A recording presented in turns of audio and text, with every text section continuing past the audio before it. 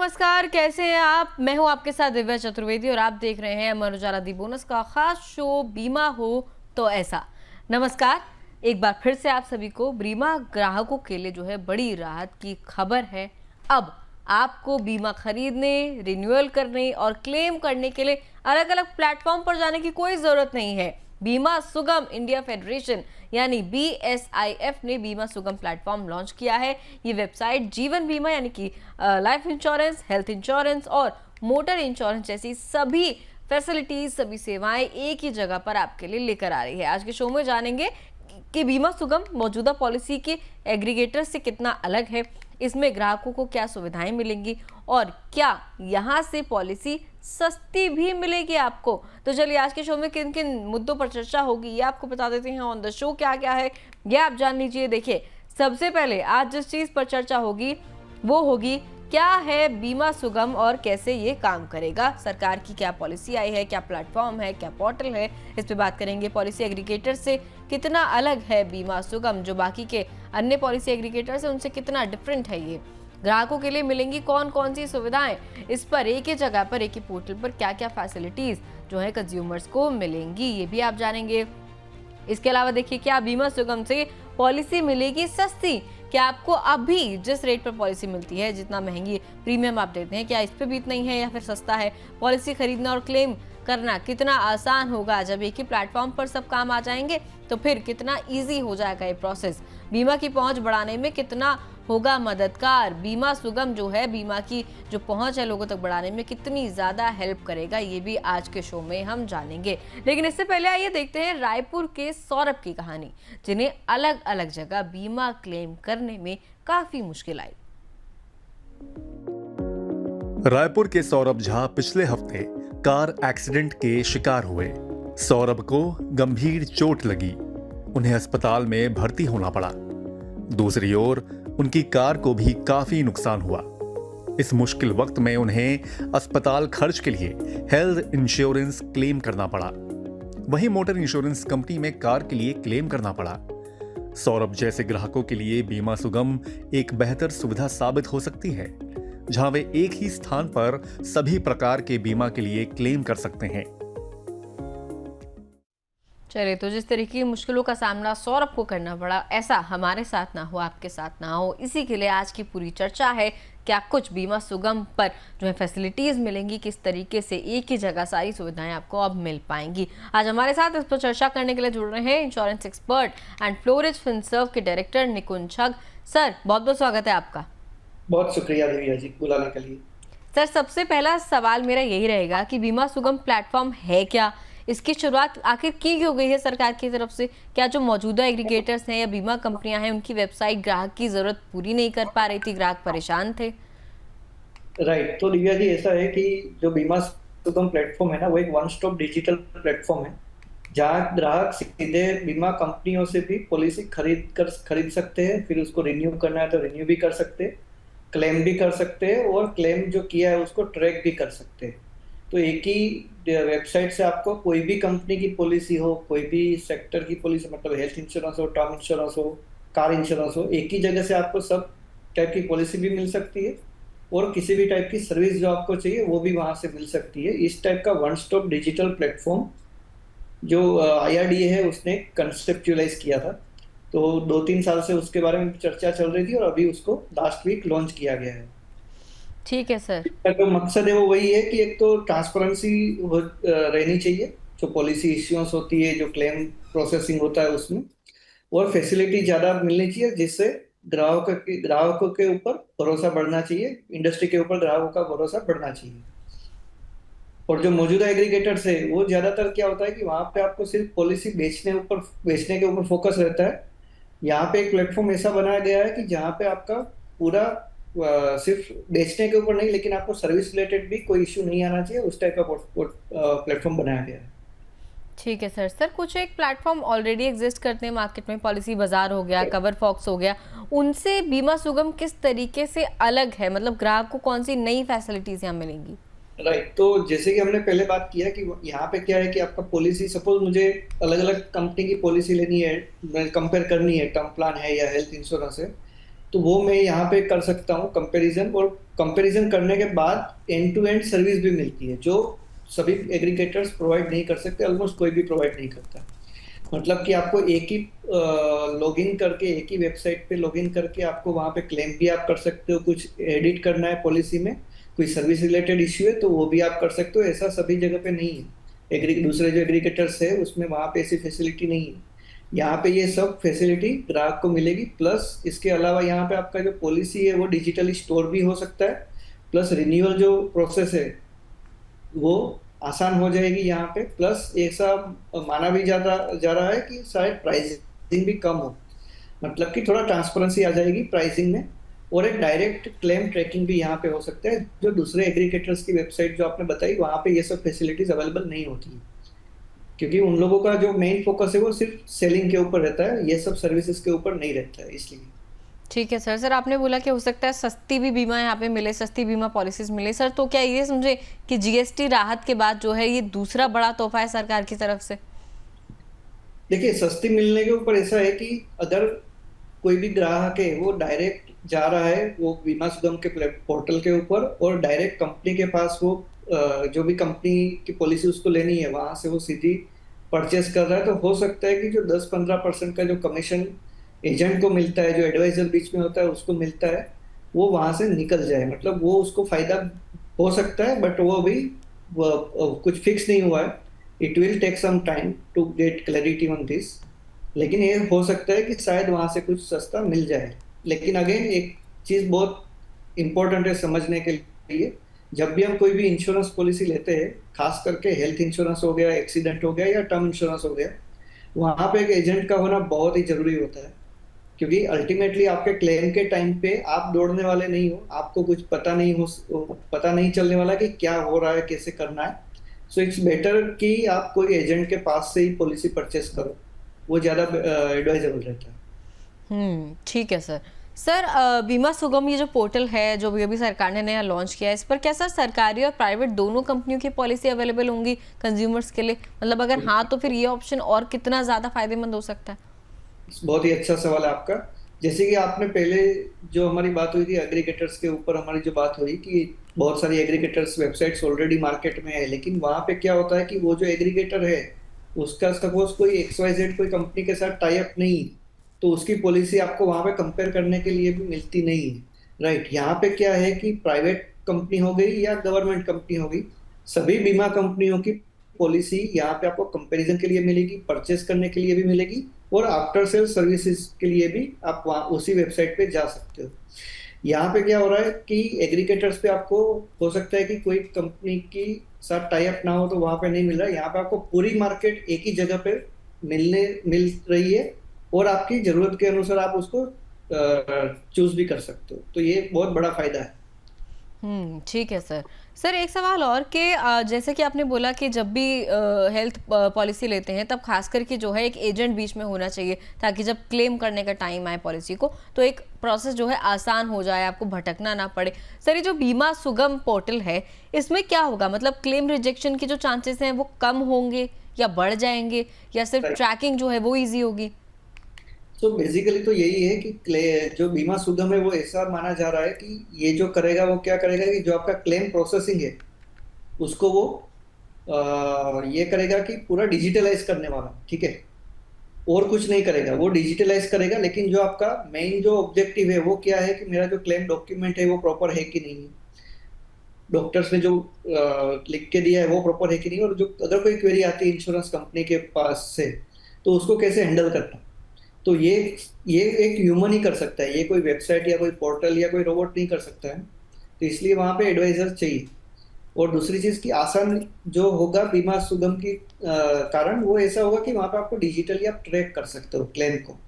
जो भी ट्रैकिंग करने के लिए आपको इंडिविजुअल जो भी कंपनी के आपके पास से पॉलिसी है वहां पे उसकी वेबसाइट या उसकी एप्लीकेशन पे जाके आप कर सकते हो, लेकिन यहाँ पे आपकी सपोज मल्टीपल पॉलिसीज है तो और मल्टीपल क्लेम्स आपने किए तो एक ही जगह से आपका वो पूरा ट्रैकिंग हो सकता है, तो बीमा सुगम इस तरह से आप हमको वो प्रोसेस इजी बना सकता है। ठीक है सर। सर अभी थोड़ा अगर एक ब्रॉड व्यू में देखें, क्या छोटे शहरों में ग्रामीण इलाकों में जो है इससे बीमा सुगम टाइप जो पोर्टल है इससे क्या लोगों को फायदा वहां मिलता हुआ नजर आएगा? क्या है प्लेटफॉर्म जो है बीमा पेनिट्रेशन बढ़ाने में मदद करेगा? यस, देखिए ओवरऑल जो प्लान है गवर्नमेंट का वो इस तरह का है कि एक इंश्योरेंस के लिए अमेजोन टाइप का प्लेटफॉर्म बनाना। आज की तारीख में अगर हम देखने जाएंगे तो टायर 2 टायर 3 सिटीज जो है वहां पे भी अमेजोन और ई कॉमर्स जो प्लेटफॉर्म्स है उसका पेनिट्रेशन बहुत ज्यादा हो गया है। तो लोग आज जैसे अपने आप मोबाइल में एप्लीकेशन डाल के कुछ भी चीज मंगवा सकते हैं, फैब्रिक से लेके सब कुछ मंगवा रहे हैं ऑनलाइन। सेम उसी तरह से उसी टाइप के प्लेटफॉर्म प्रोवाइड करने का गवर्नमेंट का मकसद है कि इंश्योरेंस के लिए भी वो खुद के ऊपर डिपेंडेंट हो जाए, और खास करके जहाँ पे एजेंट या तो एडवाइजर का पेनिट्रेशन ही कम है।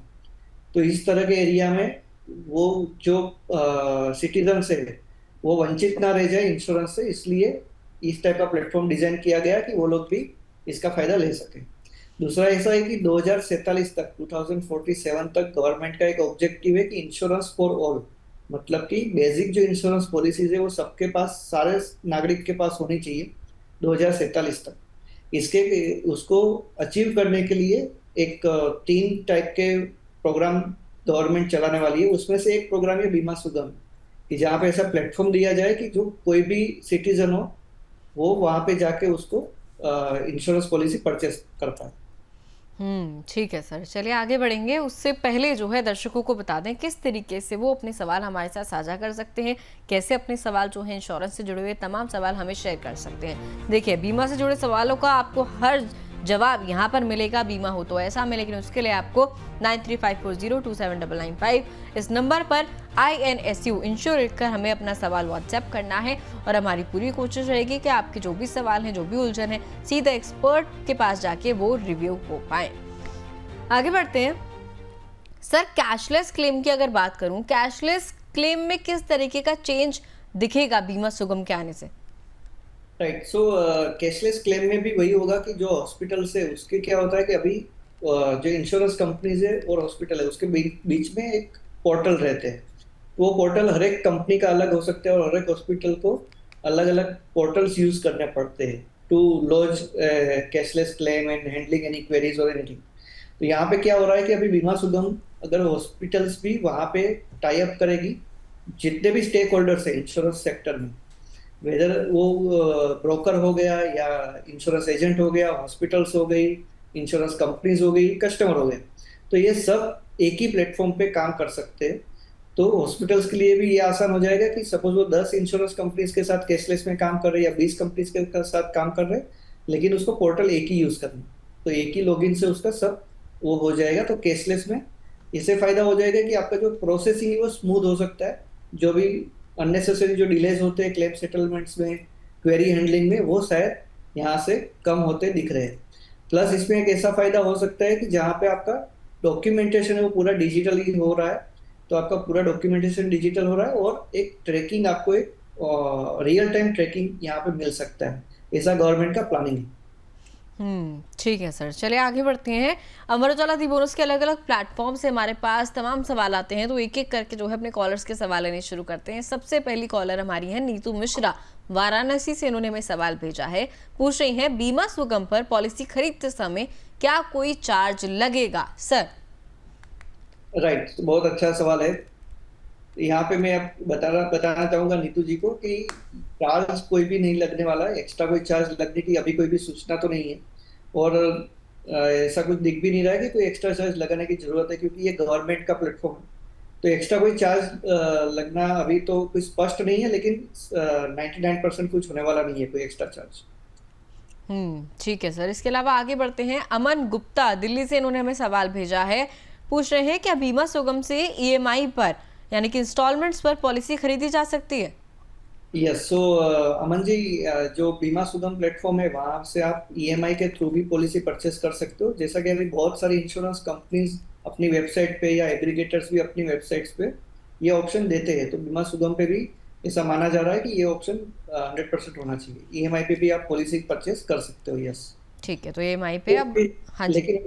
लेकिन एक चीज अमन जी को ध्यान में रखना चाहिए कि जब आप EMI पे, सपोज आपने हेल्थ इंश्योरेंस परचेस किया है, उसमें ऐसा हो सकता है कि सपोज आपने 3 महीने का EMI पे किया, वो शायद था 5,000 रुपीज, और 3 महीने के बाद आपने कोई क्लेम किया जो 50,000 का, तो ये इंश्योरेंस कंपनी के लिए दिक्कत हो सकती है, क्योंकि उसने प्रीमियम इतना कलेक्ट नहीं किया और उससे ज्यादा का आप क्लेम कर रहे हो।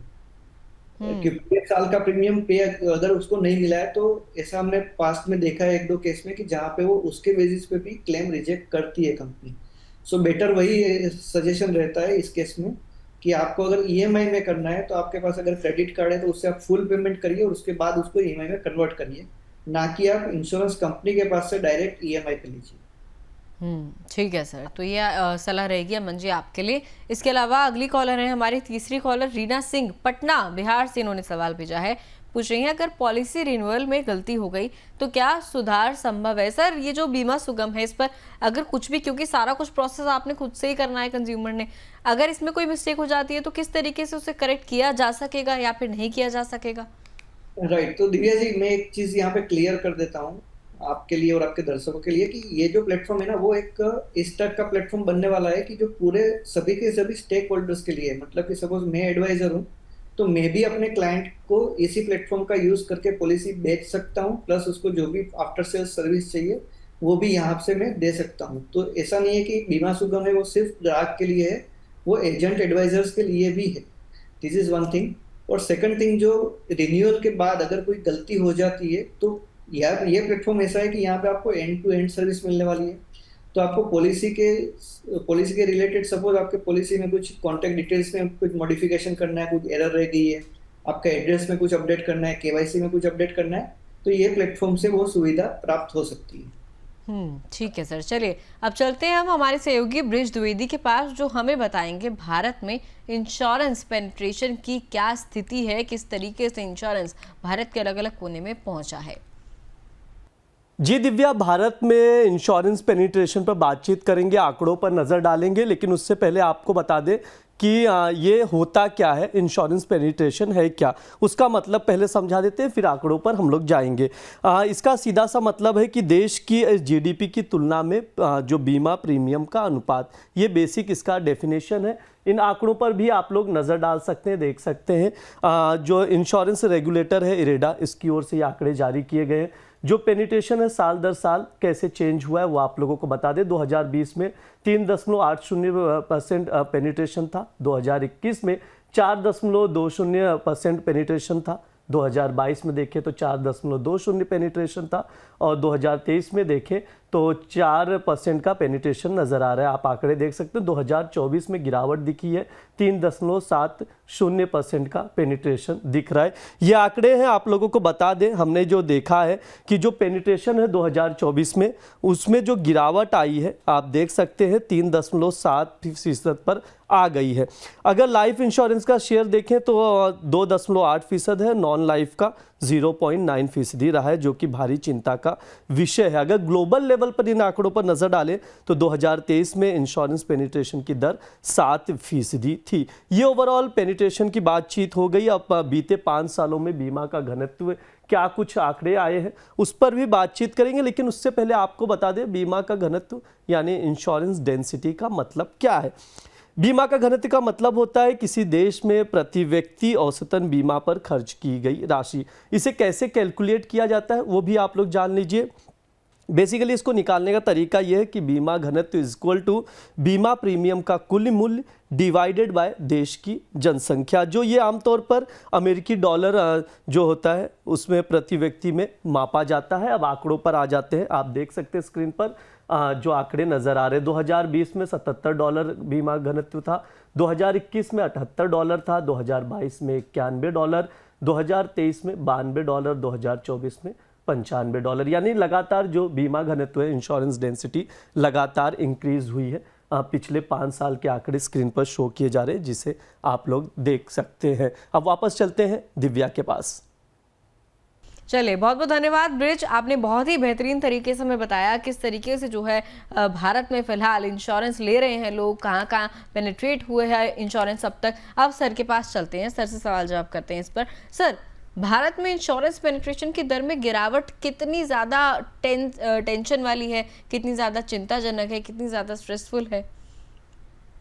एक्चुअली ऐसा है दिव्या जी कि जो रिसेंटली गवर्नमेंट ने भी बहुत सारे स्टडीज और जो किए थे उसमें ऐसा देखा गया कि जो लाइफ इंश्योरेंस का जो पेनिट्रेशन है वो, मतलब जो ग्रोथ है वो थोड़ा स्लो हो गया है।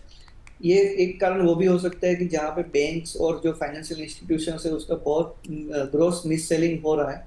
तो उसको भी IRDA कव करने में जुड़ी हुई है। प्लस दूसरा ऐसा है कि जो पेनिट्रेशन था भारत में बीमा का, वो GDP के साथ जब हम कंपेयर करते हैं और ग्लोबल एवरेज से कंपेयर करते हैं तो बहुत ही कम है। करंटली वो अबाउट 3.7% के करीब है। ये जो यहाँ पे हमको स्क्रीन पे जो दिखाया गया है दैट इज GDP के साथ उसका कंपैरिजन है कि GDP के सामने आपका कितना इंश्योरेंस पेनिट्रेशन। सो ये ग्लोबल जो एवरेज है वहाँ से बहुत ही कम है। जैसे कि हम अमेरिका या यूरोपियन कंट्रीज की अगर बात करें जो डेवलप्ड इकोनॉमीज है, वहाँ पे जो पेनिट्रेशन है वो 10 से 12% के आसपास। तो वही चीज़ है कि यहाँ पे हमारा पेनिट्रेशन कम है और उसका ये इसलिए चिंताजनक हो जाती है क्योंकि हमारे पास कोई ऐसा सोशल सिक्योरिटी सिस्टम तो है नहीं जैसा डेवलप्ड कंट्रीज में होता है कि आपको कुछ भी हो जाता है तो गवर्नमेंट उसका पेमेंट करेगी, ऐसा कुछ तो है नहीं। तो हमारा यहाँ वही है कि आपको अपना खुद का insurance policy, whether it is health insurance हो गया, एक्सीडेंट हो गया या टर्म इंश्योरेंस हो गया, लाइफ इंश्योरेंस हो गया, वो आपको आपके खुद के लिए अपने हिसाब से वो लेना पड़ेगा और वो सोच समझ के उसको रिन्यू भी करना पड़ेगा। तो वो इसलिए बहुत चिंता की बात है कि इतना हमारा फाइनेंशियल लिटरेसी का वो पेनिट्रेशन भी नहीं है, लोगों में इतना फाइनेंशियली लिटरेसी नहीं है, जिसके कारण ऐसा जो सही में जो पॉलिसी होनी चाहिए वो ज़्यादातर लोगों के पास होती नहीं। तो ये बहुत बड़ी एक चिंता का विषय है सरकार के लिए भी और ये बहुत अच्छा कदम उठा रही है गवर्नमेंट इसके लिए। सर आपको क्या लगता है 2047 तक जो ये गोल है सरकार का हर घर बीमा, क्या ये हो पाएगा पॉसिबल? एब्सोल्युटली, जो सरकार जिस तरह से जा रही है और बीमा ट्रिनिटी जिसको बोलते हैं, जैसे टोटल तीन पार्ट में वो लोग सोच रहे हैं कि इसको कैसे हासिल किया जा सकती है, उसमें बीमा सुगम is one of the platform for that, जहाँ पे ये डिजिटल प्लेटफॉर्म प्रोवाइड कर रहे हैं बीमा खरीदने के लिए और आफ्टर सेल सर्विस और एंड टू एंड सर्विस के लिए। इसके अलावा सस्ती और माइक्रो इंश्योरेंस पॉलिसीज भी गवर्नमेंट सोच रही है जो इंट्रोड्यूस कर सकते हैं, जो लो इनकम ग्रुप से या जो विलेज है वहाँ पे इस टाइप की पॉलिसी दे सकते हैं। और जो ग्रामीण इलाके है वहाँ ग्रामीण जो विलेज एरिया है वहाँ पे क्या हो रहा है कि डिजिटल मोबाइल और डिजिटल सब इंटरनेट वो तो पहुँच गया है, तो उसका यूज करके कैसे लोगों को एजुकेट किया जाए वो बहुत अहम होगा गवर्नमेंट के लिए देखना।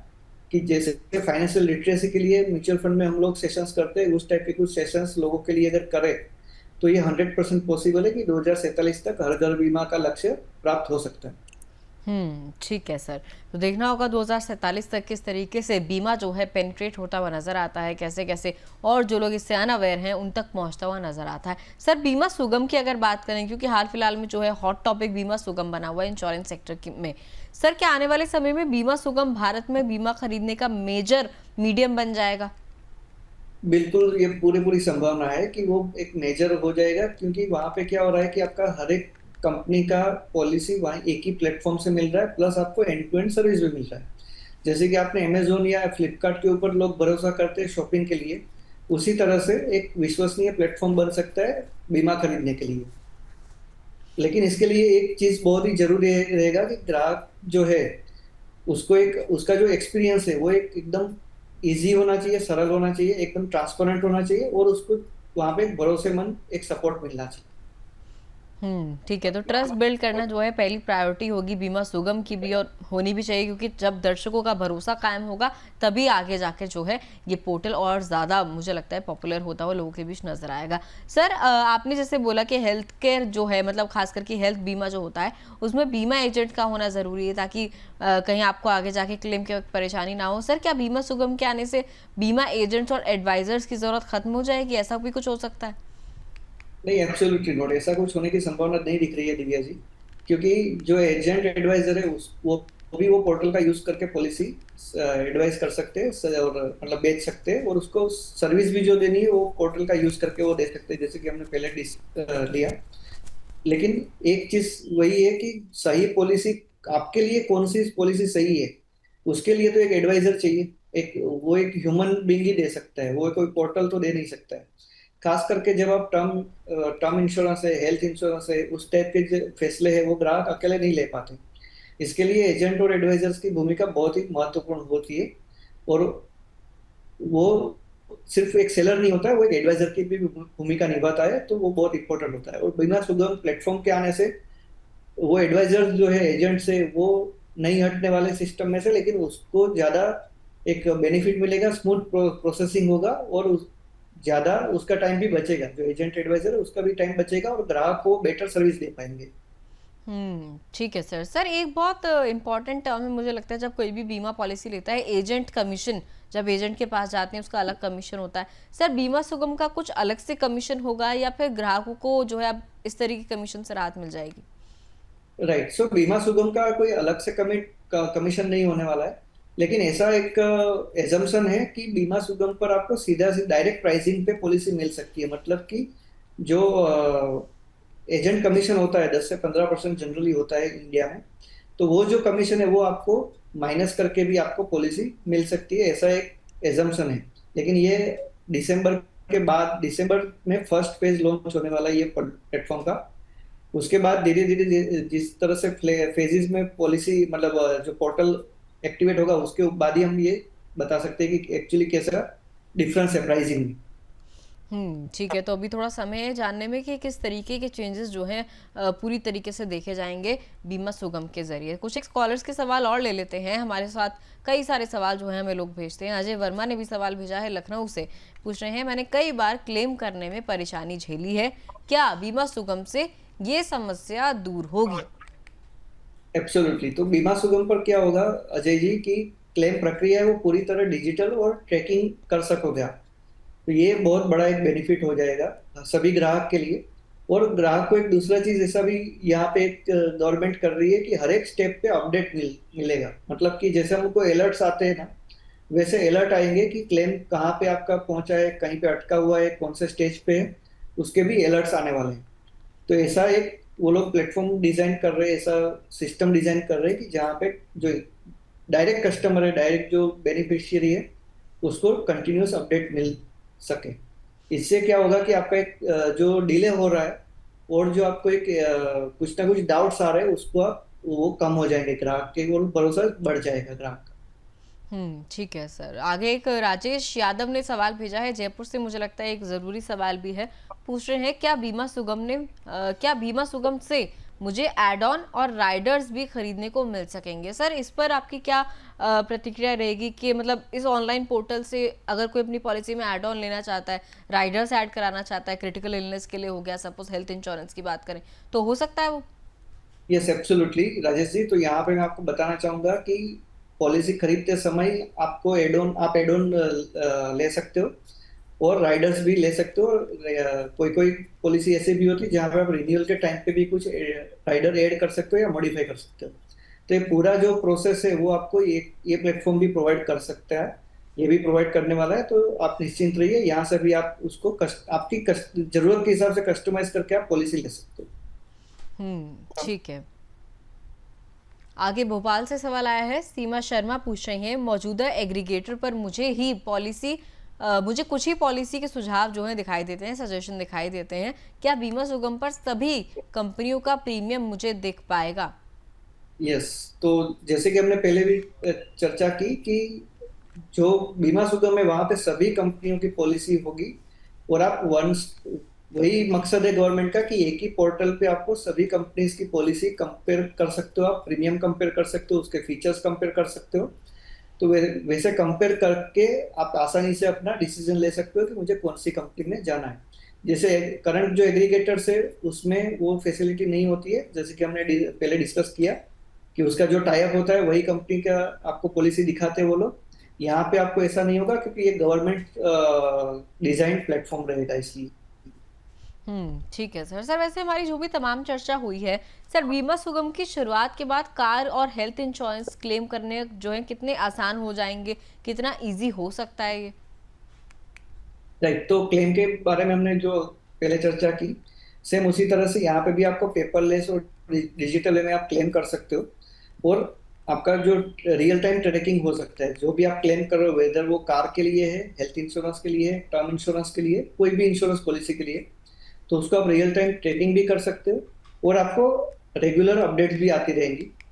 तो उसको मोबाइल ये और दूसरा ये भी है कि आप अपने मोबाइल से भी क्लेम रजिस्टर कर सकते हो और डॉक्यूमेंट स्कैन करके अपलोड कर सकते हो। और जो भी आप अपलोड करोगे वो अपडेट तुरंत आपको दिख जाएगा कि आपने क्या अपडेट किया है, क्या क्या पेंडिंग है। तो ये सब चीज़ यहाँ पे बहुत ही आसानी से हो सकती है। ठीक है सर। सर वैसे क्या बीमा सुगम के आने के बाद भारत में जो है ऑनलाइन बीमा को लेकर लोगों का रुझान ज्यादा बढ़ता हुआ नजर आने वाला है? दिव्या जी, मैं एक चीज यहाँ पे बताना चाहूंगा कि कोरोना के बाद बहुत सारे जो प्लेटफॉर्म्स है और बहुत सारी कंपनियां हैं, उसने भी अपना जो मार्केटिंग है, अपना जो सेल्स है, उसको पूरा डिजिटलाइज किया हुआ है। तो कोरोना के बाद वैसे ही हमारा डिजिटल के तरफ बहुत ज्यादा रुख हो ही गया है। और बीमा सुगम जैसे प्लेटफॉर्म के आने से ऑब्वियसली यहाँ पे एक फायदा हो सकता है कि ऑनलाइन जो बीमा है वो, जैसे यूपीआई ने भरोसा बढ़ाया है बैंकिंग में, उसी तरह से बीमा सुगम जो है वो भी ऑनलाइन इंश्योरेंस को आसान और पॉपुलर बना सकता है।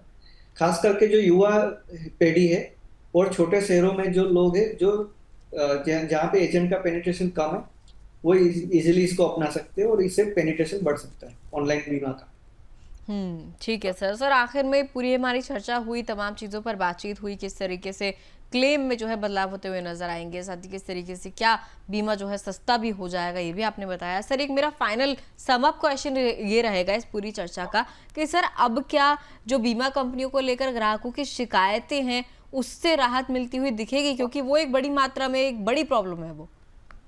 राइट दिव्या जी, आपकी बात बहुत सही है, लेकिन मैं यहाँ पे एक चीज बताना चाहूंगा कि जो प्रॉब्लम ग्राहक फेस कर रहे हैं क्लेम के टाइम पे, सपोज हेल्थ इंश्योरेंस की बात करते हैं, तो हेल्थ इंश्योरेंस में क्या हो रहा है कि यहाँ पे ये प्लेटफॉर्म प्रोवाइड कर रहे हैं जहाँ पे आपको ट्रांसपेरेंसी मिलेगी, क्लेम आपका कहाँ पे पहुंचा, कौन से डॉक्यूमेंट पेंडिंग है, कौन से अपलोड हुए हैं, वो सब यहाँ से आपको दिखेगा। लेकिन अगेन आपकी जो पॉलिसी की जो टर्म्स एंड कंडीशंस होगी उसके हिसाब से, और प्लस आपको हॉस्पिटल्स ने किस टाइप के डॉक्यूमेंट्स बना के दिए और उसने किस टाइप के ट्रीटमेंट, अननेसेसरी नेसेसरी टेस्ट किए हैं कि नहीं किए, वो सब चीज़ तो फिर भी डिपेंडेंट है ही।